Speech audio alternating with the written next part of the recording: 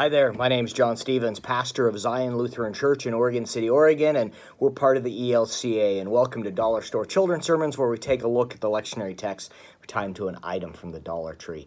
This is for the 19th Sunday after Pentecost, and we're looking at the gospel lesson and a little bit of the second lesson, second reading out of 2 Timothy, but first, following up on this last week's gospel lesson, a word of gratitude and thanks for all of you that donated to the Dollar Store Children's Sermon, and I'm going to be getting I'm going to get a new iPad so that I can record and edit on there. My heart is full. And thank you so much for your generous gifts and being able, that allows me to do that. So thank you. I'm recording this on the phone, but it will be, I don't know if the last time I record on the phone, but it's the last time I record for this reason. So anyway, thank you very, very much. My heart is full.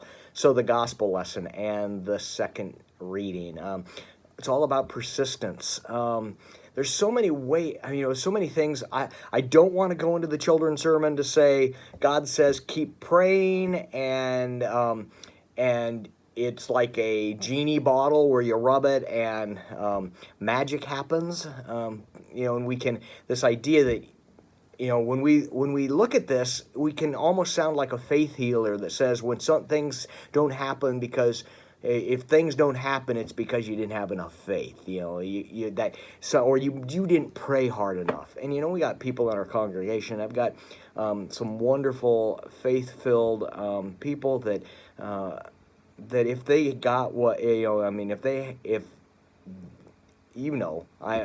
I'm preaching to the choir. So in here, there's this idea that prayer changes us, that as there's this persistence, and Jesus tells the story, but I'm really looking at the fact that at the beginning of the gospel lesson, it says Jesus, the story is told so that the disciples will continue to pray and not lose heart. It doesn't say to continue to pray and you'll get whatever you want. That's not the purpose of the parable.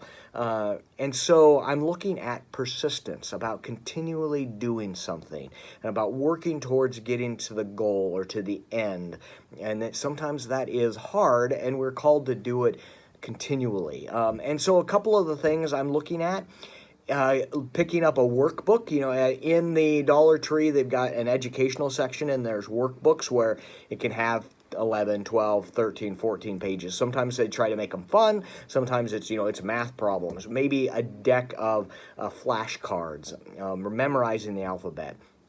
That there's this point where there are things that we are called to do that might not be our favorite thing. And this is, not saying prayer isn't our favorite thing, but sometimes when we continue to do it again and again and again, and we can start to get really tired.